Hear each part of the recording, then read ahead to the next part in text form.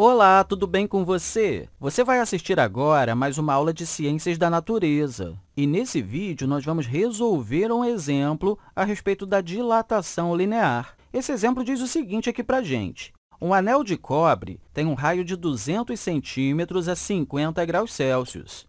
Encontre o seu raio a 550 graus Celsius. Dado que o seu coeficiente de dilatação linear é igual a 17 vezes 10 elevado a menos 6 Kelvin a menos 1. Esse número é chamado de coeficiente de dilatação linear porque nos diz o quanto que algo se expande ao ser aquecido. Esse número está nos dizendo o quanto que o cobre se dilata ao passar por um aquecimento. E podemos ver uma forma de pensar sobre isso.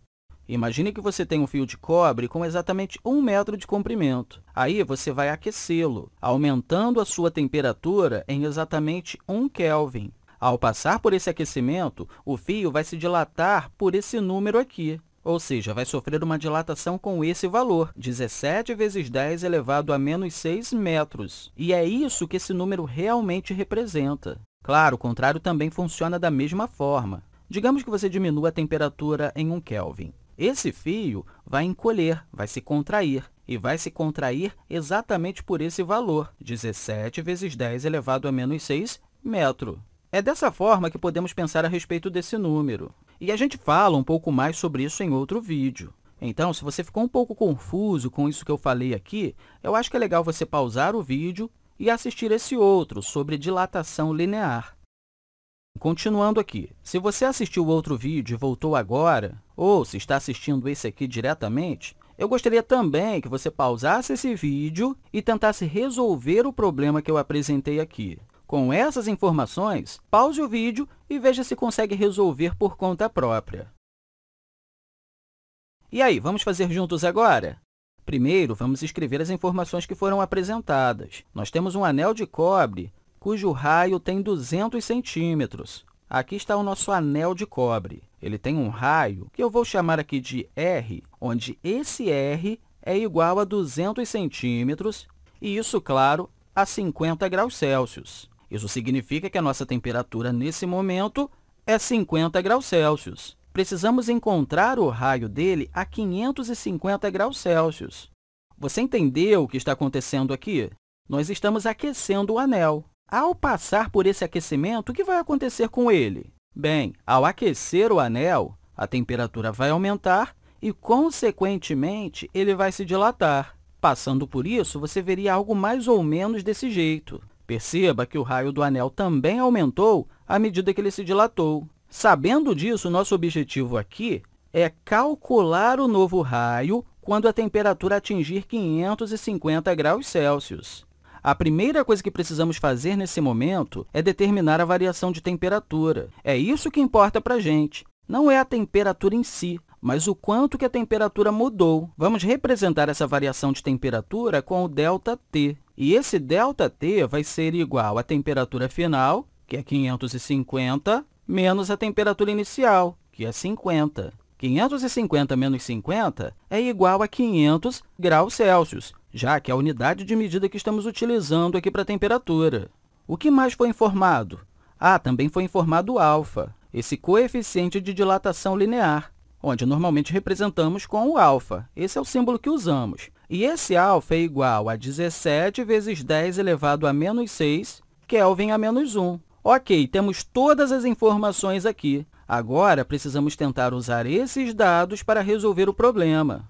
Vamos começar aqui descobrindo uma relação entre a variação no comprimento do fio, isso mesmo, do fio. Não vamos nos preocupar com o anel agora. Vamos apenas imaginar que temos um fio aqui e falar sobre a variação no comprimento desse fio e ver como que isso aqui está relacionado com a variação de temperatura e com o alfa. A partir da definição do alfa, ou do coeficiente de dilatação linear, podemos dizer que a variação no comprimento ΔL é igual a alfa.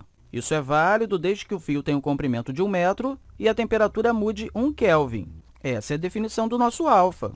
No entanto, e se a gente tivesse agora um fio com 2 metros de comprimento? Qual seria a variação no comprimento? Bem, pense nisso da seguinte forma. Se você tivesse um fio de 2 metros, poderíamos assumir que ele é composto por 2 fios de 1 metro cada. Com isso, cada um se dilataria por 1 alfa. E a dilatação total seria 2 vezes alfa. Isso faz sentido, não é? Da mesma forma, se você tivesse 3 vezes o comprimento, a dilatação total seria 3 alfa. Agora, se você tivesse um fio de comprimento L, por exemplo, você teria uma dilatação total sendo igual a L vezes esse número. Eu espero que isso faça sentido para você. Você apenas multiplica esse número por L. Mas temos um problema aqui. Isso está representando apenas a variação no comprimento quando temos uma variação de 1 Kelvin na temperatura. E se você tivesse um aumento de 2 Kelvin? Sim, seria o dobro. Para 10 Kelvin, seria 10 vezes isso, e assim por diante. É assim que podemos conectar a variação no comprimento, a dilatação linear nesse caso, com a variação de temperatura e o alfa. É agora que deve ter batido uma dúvida em sua mente. Eu sei que isso funciona para um fio e tudo mais, mas não temos um fio aqui, temos um anel. E foi pedido para calcular a variação no raio do anel. Como lidamos com isso? Bem, isso é relativamente tranquilo. Afinal, você pode pensar em um anel como apenas um fio dobrado. E o L aqui vai representar o comprimento total desse fio. Se estamos falando de um anel, como podemos encontrar o comprimento desse fio? Um anel nada mais é do que uma circunferência. E o comprimento de uma circunferência, que nesse caso vai ser o comprimento desse fio dobrado que forma o anel, vai ser igual a 2π vezes o raio. Podemos, então, substituir essa informação aqui. Então, para o nosso caso, ao invés de escrever ΔL, vamos colocar delta de 2πr. E isso vai ser igual a alfa vezes o comprimento L, que podemos substituir por 2πr, vezes ΔT. Agora, observe uma coisa interessante. Ao calcular a variação em 2πr, o 2π é constante, não muda. Quero dizer, como que você calcula uma variação? Normalmente, você pega o valor final e subtrai com o valor inicial, não é? Poderia ser algo como 2πr2 menos 2πr1. Observe que nós temos o 2π em comum aqui nesse cálculo. Dessa forma, podemos apenas colocar o 2π fora dessa variação. Colocamos ele em evidência. Nós podemos fazer isso aqui. Portanto, podemos escrever isso como 2π ΔR. Aqui vem a parte mais legal de ter feito isso. Observe que se a gente comparar o lado esquerdo com o lado direito da igualdade, nós temos o 2π em comum aqui e aqui. Dito isso, nós podemos apenas dividir toda a equação por 2π. Assim, esse 2π será cancelado dos dois lados. No final da história, vamos acabar tendo ΔR sendo igual a alfa vezes R vezes ΔT. Olha para essa expressão que acabamos de encontrar.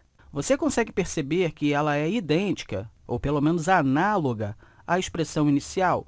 A única diferença aqui é que o L foi substituído por R, nada mais. Dito isso, podemos prosseguir e substituir os valores para resolver esse problema. Mas antes disso, eu só quero te dar um segredo que pode nos ajudar a resolver qualquer problema como este. Talvez, nesse momento, você deve estar se fazendo uma pergunta. Olha, tivemos que fazer todos esses cálculos para chegar a essa expressão. E aqui a gente tem um círculo. Para um círculo, é mais fácil fazer isso. Mas e se amanhã eu tiver um problema com uma esfera, ou talvez um cilindro, ou alguma outra coisa de forma geométrica bem complicada? Como que eu vou fazer tudo isso?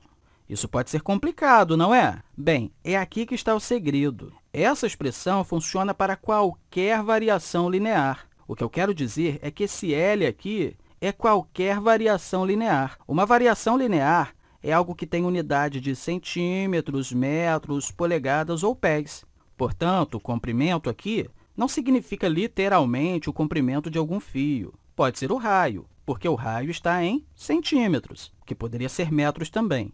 Então, da próxima vez que você quiser calcular uma variação em um raio, basta substituir o L por R. Pode ser o raio de uma circunferência, pode ser a largura de um cubo, pode ser a largura de um retângulo, não importa. Pense em L, em geral, como qualquer variável linear. Dessa forma, você pode substituir esse L por essa variável linear. Você pode pular todas as etapas intermediárias. Você realmente não precisa desenvolver tudo isso em todos os problemas. Você já pode pular para a etapa final.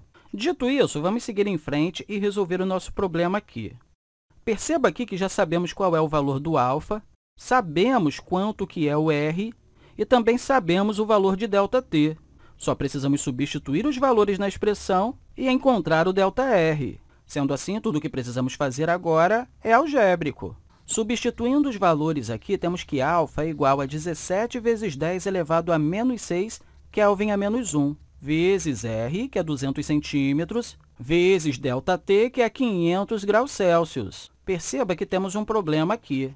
Nós temos a temperatura em Celsius e o α em Kelvin a menos 1, e essas unidades não estão correspondendo.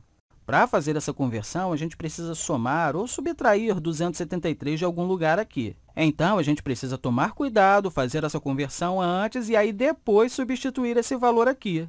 Só que tem uma notícia muito boa aqui para você. Perceba que esses 500 graus Celsius não correspondem a uma temperatura, correspondem a uma variação de temperatura. E sabe qual é a boa notícia nessa história? A variação de temperatura em Kelvin também é 500. Isso também é 500 Kelvin. Deixa eu mostrar como isso funciona, tá? Para você não precisar se preocupar mais com isso. Considerando que a gente faça as conversões de temperatura aqui para Kelvin, teremos que adicionar 273 aqui e também adicionar 273 aqui. Normalmente é assim que você converte Celsius para Kelvin.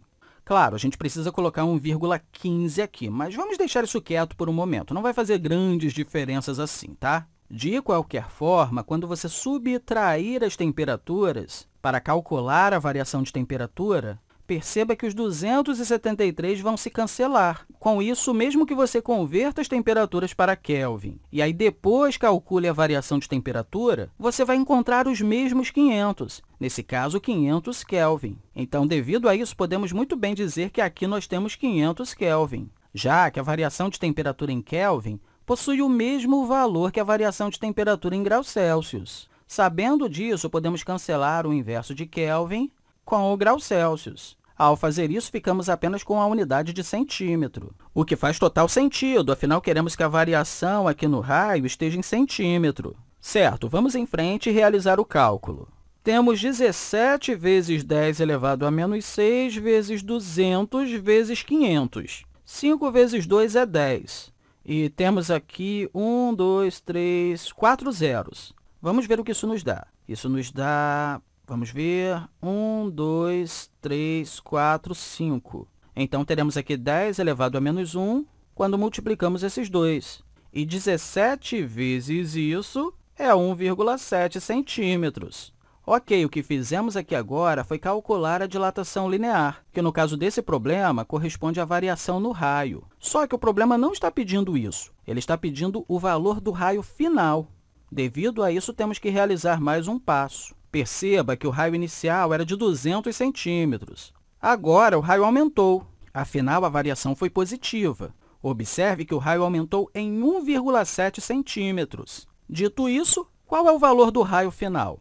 O raio final será igual ao raio inicial, que era 200, mais a variação que houve no raio, que nesse caso é 1,7. Então, 200 mais 1,7 é igual a 201,7 centímetros nesse caso. E essa é a solução para esse problema. Bem, eu espero que você tenha compreendido tudo direitinho aqui e, aproveitando esse momento, eu quero deixar para você um grande abraço e dizer que te encontro na próxima. Então, até lá!